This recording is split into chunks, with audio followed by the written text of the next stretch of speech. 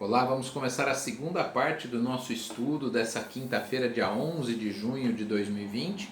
Estamos estudando o livro 4º, capítulo 2º, Penas e Gozos Futuros.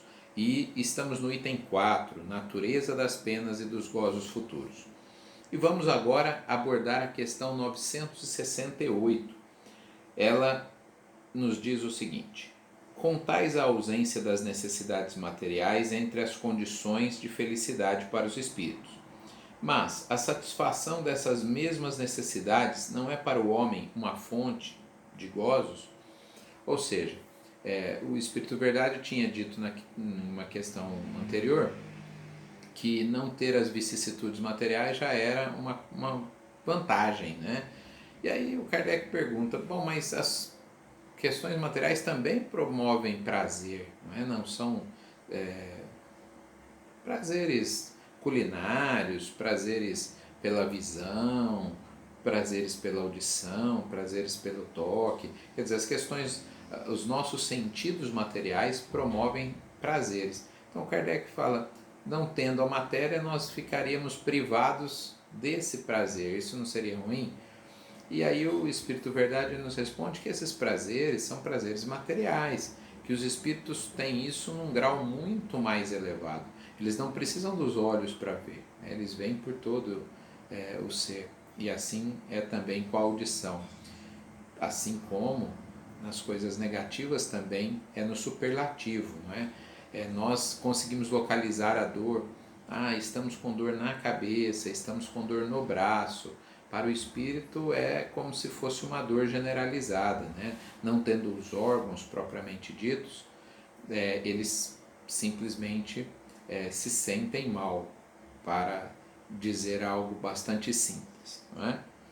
A questão 969. O que se deve entender quando se diz que os espíritos puros estão reunidos no seio de Deus e ocupados em lhe cantar louvores?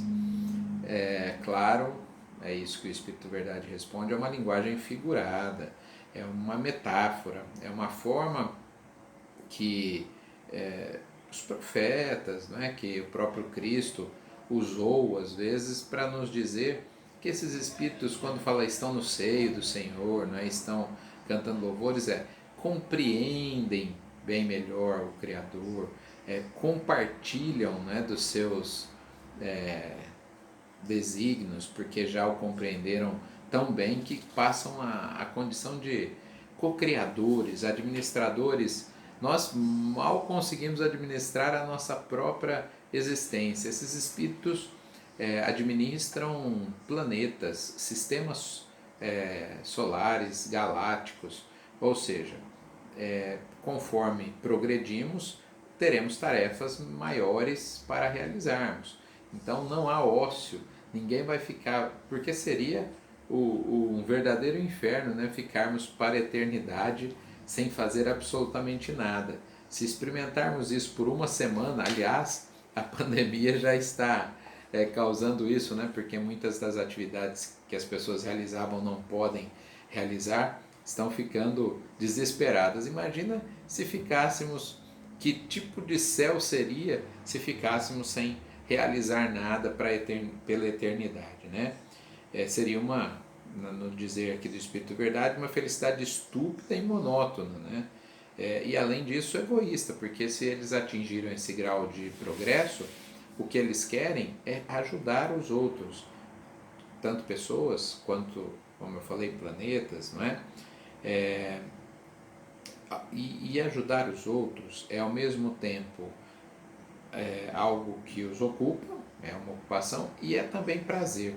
Me recordo aqui do texto O Homem de Bem, né, que nós temos uma palestra sobre ele, O Evangelho segundo o Espiritismo, que fala que o homem de bem, aqui não estamos falando nem de espírito puro, né, o homem de bem ainda dentro das condições de mundo de provas e expiações, no máximo regeneração, é aquele que sente prazer em ajudar as pessoas, um dos itens, né, que se compraz ali no prazer de ajudar as pessoas.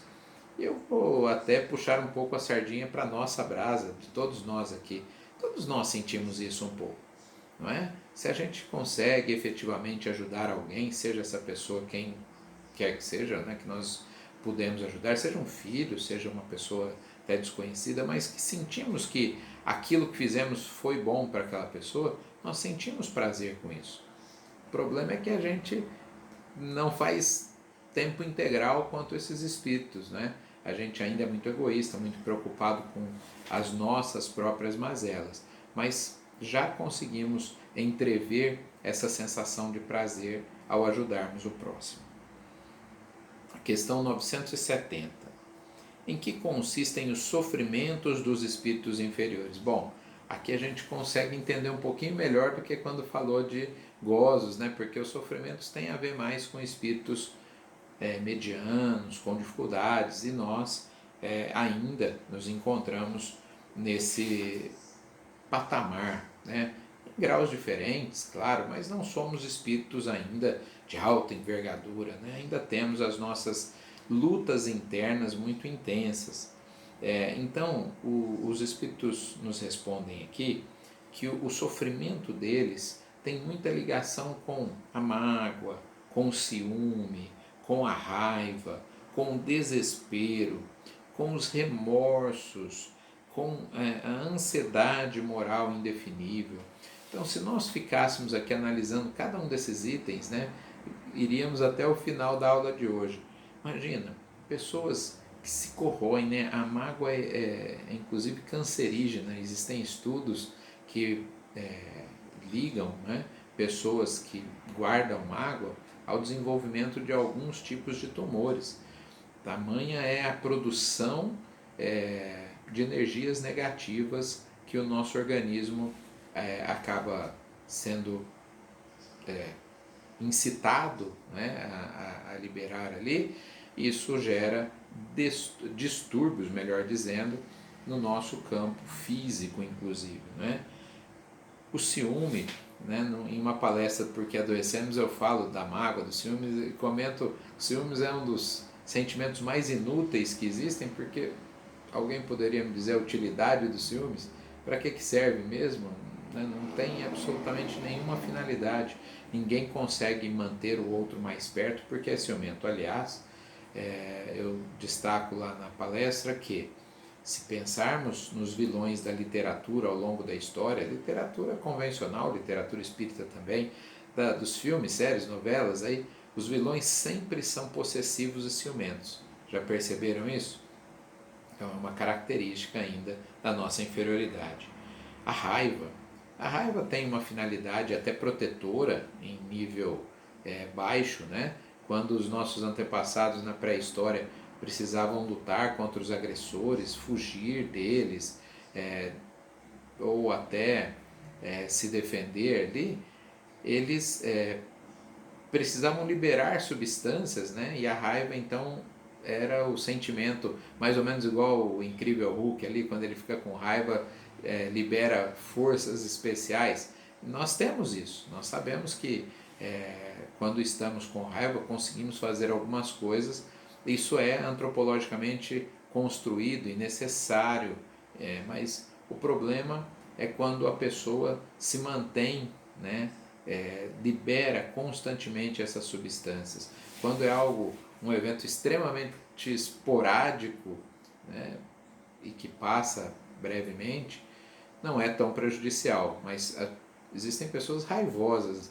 Me lembro de uma passagem tragicômica, né, que Richard Simonetti contou numa palestra. Ele falou que quando eram crianças, o pai dos irmãos ali, trouxe um pincher. E o pincher é um cachorro pequenininho, mas raivoso, né, sente muito bravo. E que os irmãos gostavam de ficar perturbando o cachorrinho ali, né? E ele ficava bravo, correndo atrás do rabo ali, que um dia o cachorro, né, na descrição do Simonetti, teve uma parada cardíaca de raiva, né? Eles estavam brincando e o cachorro morreu de raiva, literalmente. Então veja como que são sentimentos negativos, né? O desespero, né? Quanto a gente não tem visto o suicídio em decorrência do desespero e outros atos em função desse desespero, né? Remorsos que corrói a pessoa, né? A pessoa que sente remorso, ela não consegue, parece que caminhar para frente, ela precisa destravar essa questão do remorso para poder agir em benefício da pessoa que ela prejudicou. E enquanto ela não conseguir isso, parece que o progresso não vem, né? Fica ali empatado. E a ansiedade moral é não compreensão do tempo de Deus.